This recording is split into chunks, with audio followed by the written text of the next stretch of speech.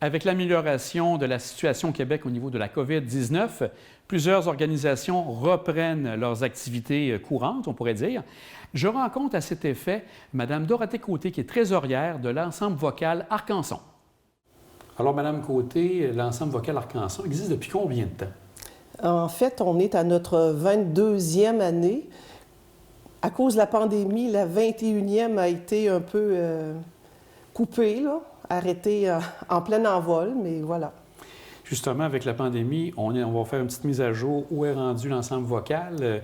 Vous aviez prévu, je pense, un concert en mai 2020 à l'époque. Qu'est-ce qui se prépare pour les prochains temps? Bien, on se prépare à reprendre nos activités avec les choristes qui étaient là et puis peut-être des nouveaux. Le spectacle s'appelle Les 4 saisons d'Arcanson.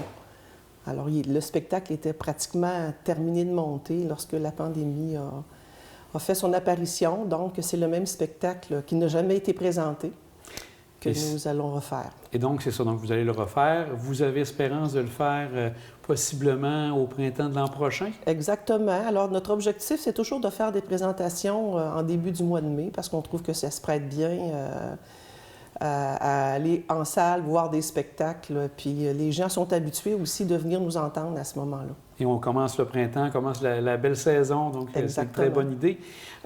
Donc, là, pour les prochaines semaines, vous recommencez sûrement les pratiques, les différents éléments là, pour bien vous préparer. Avez-vous besoin de nouveaux membres chez l'ensemble vocal? Oui, effectivement. On a habituellement toujours un certain roulement, puis à chaque année, on relance l'invitation d'avoir des nouvelles personnes. Et au fil des ans, bien, le groupe a diminué un peu en termes de nombre, puis il y a quelques personnes avec la pandémie qui ont décidé de ne plus faire partie de l'ensemble. Alors, on lance un processus de recrutement pour nos 4 pupitres, soprano, alto, et principalement des voix d'hommes, ténor et basse. Ah oui? Oui, principalement. On aimerait bien gonfler un peu nos effectifs dans ces pupitres.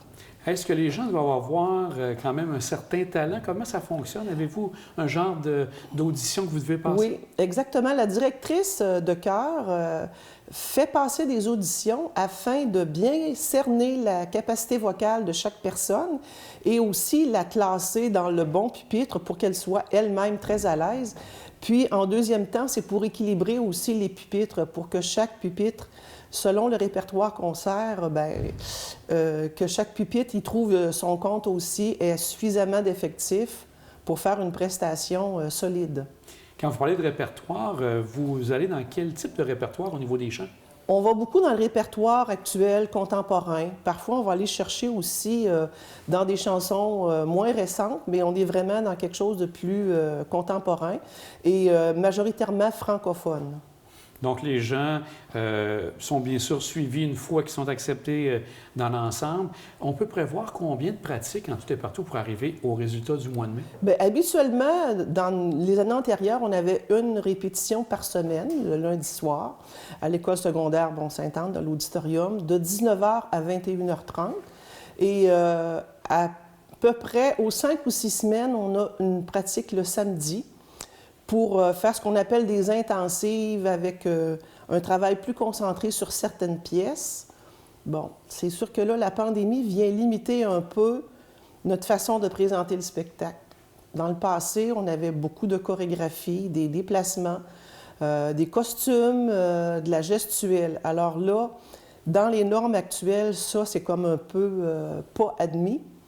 Donc, au niveau des intensives, probablement qu'il y en aura, mais peut-être pas au même rythme. Donc, si les gens souhaitent avoir plus d'informations et avoir la possibilité de donner leur nom pour être dans l'ensemble, qu'est-ce qu'ils ont à faire? Bien, ils doivent contacter notre chef de chœur, Mme Julie Bilodeau, dans le 581-578-4447. Et donc, elle va pouvoir répondre à leurs questions également. Exactement. Et de votre côté, est-ce que vous poursuivez pour une autre année encore dans l'ensemble? Bien, oui, j'espère bien. C'est un exercice, c'est une activité qui rapporte beaucoup aux gens qui en font partie. Puis au fil des ans, on développe des belles relations d'amitié avec les choristes et de travailler ensemble, de se présenter ensemble sur scène. C'est vraiment une expérience exceptionnelle qui donne beaucoup d'énergie.